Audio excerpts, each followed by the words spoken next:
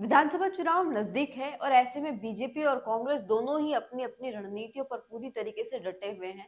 दोनों ही अपने अपने पार्टियों में दोनों के बीच ही कुर्सी को लेकर घमासान है वो पूरी तरीके से मचा हुआ साफ नजर आ रहा है।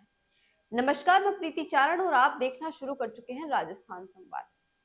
राजस्थान में भाजपा की बड़ी बैठक देर रात शाम 8 बजे तक चली। गृह मंत्री अमित शाह और जेपी नड्डा उसके बाद 3 घंटे तक औपचारिक मीटिंग चली। इसके बाद एक अनौपचारिक मीटिंग भी हुई जो कि देर सुबह 3:30 बजे तक चली।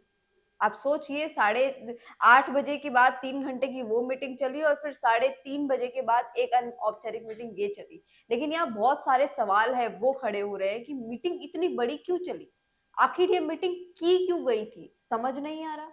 फिर भी इस मीटिंग में इतनी देर तक चर्चाएं क्या हुई, बहुत सारे कयास है वो इस मीटिंग के बाद लगाए जा रहे हैं। लेकिन अचानक से इतनी बड़ी मीटिंग आयोजित क्यों की गई, पूरी देर रात इतनी बड़ी मीटिंग होना, बहुत सारे सवाल है वो यहाँ पर खड़े हो रहे हैं।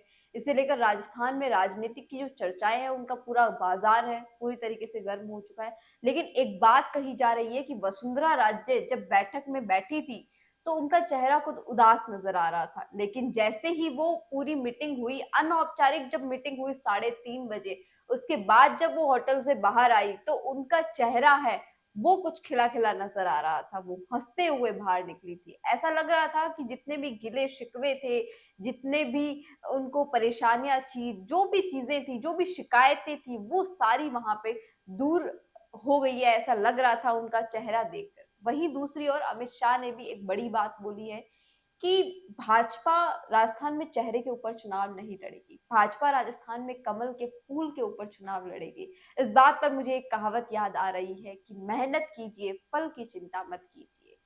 अमित शाह ये साफ तौर पर कह रहे हैं कि राजस्थान में सामूहिक मेहनत करनी पड़ेगी पार्टी को, बाकी सब आप पार्टी पे छोड़ दीजिए कि मुख्य चेहरा कौन होगा, सीएम कौन बनेगा, इन सब का फैसला पार्टी पे छोड़ दीजिए। इस मीटिंग के बाद कुछ नए समीकरण भी देखने को मिल रहे हैं। उन समीकरण पे एक लाइन है वो भी फिट बैठ रही है कि दुश्मन का दुश्मन दोस्त हो जाता है।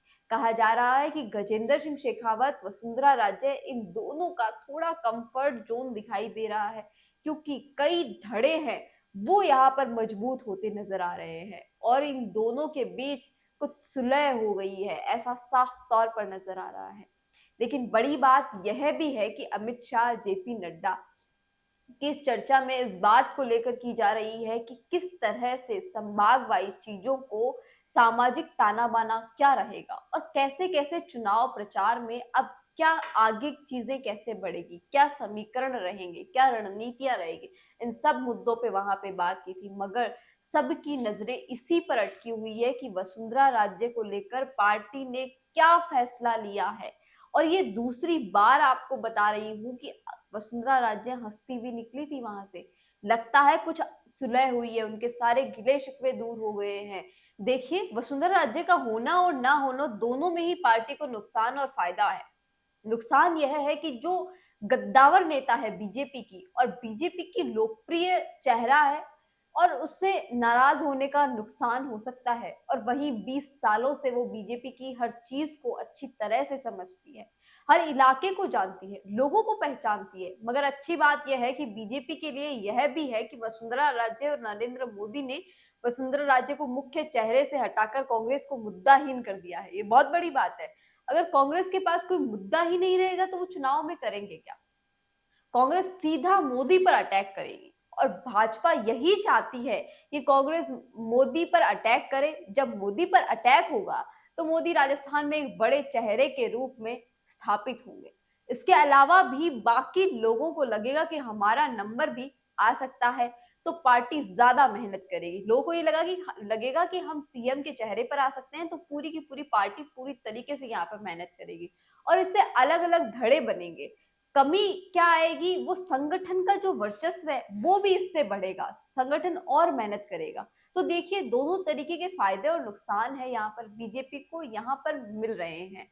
और यह भी कहा जा सकता है कि वसुंधरा राजे इतनी बड़ी और गद्दावर नेता है कि प्रधानमंत्री को इग्नोर नहीं करना चाहिए। सिंपैथी उनके ऊपर हो सकती है जनता को।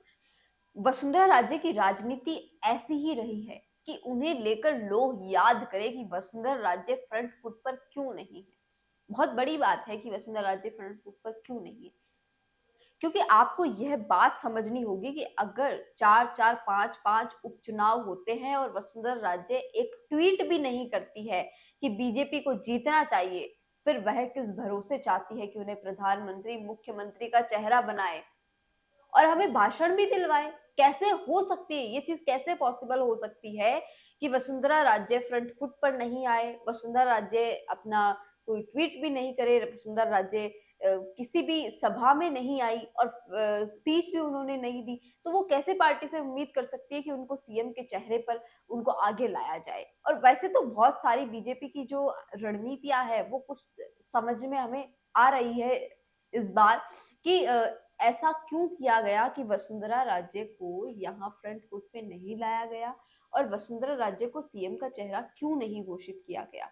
इसका यही कारण है कि कांग्रेस को मुद्दाहीन करना, इसका यही कारण है कि राजस्थान में नरेंद्र मोदी के चेहरे का वर्चस्व बढ़ाना, राजस्थान में बीजेपी के पूरे संगठन का वर्चस्व बढ़ाना। अगर वसुंधरा राजे को फ्रंट फुट पर लाते तो ये तीनों चीज पॉसिबल नहीं थी। आपको क्या लगता है कि वसुंधरा राजे को फ्रंट फुट पे नहीं लाने के क्या कारण हैं और सीएम चेहरा इस बार राजस्थान में कौन हो सकता है? कमेंट बॉक्स में जरूर बताइएगा। ऐसी ही और जानकारियों के लिए जुड़े रहिए राजस्थान संवाद के साथ। कौन देखता है अब टीवी? टीवी पर आपको कितनों ने देखा, ये कैसे पता चलेगा? घर घर इंटरनेट पहुंचने के बाद अब सब कुछ है डिजिटल। आपका वीडियो कितनों ने देखा ये हर पल आपको पता चलेगा, इसलिए डिजिटल मीडिया में बनाइए अपनी पहचान। 4.5 करोड़ से ज्यादा व्यूज और 3,27,000 से ज्यादा सब्सक्राइबर वाले राजस्थान के चैनल राजस्थान संवाद पर करवाइए कवरेज। ज्यादा जानकारी के लिए व्हाट्सएप करें 7339900549 पर।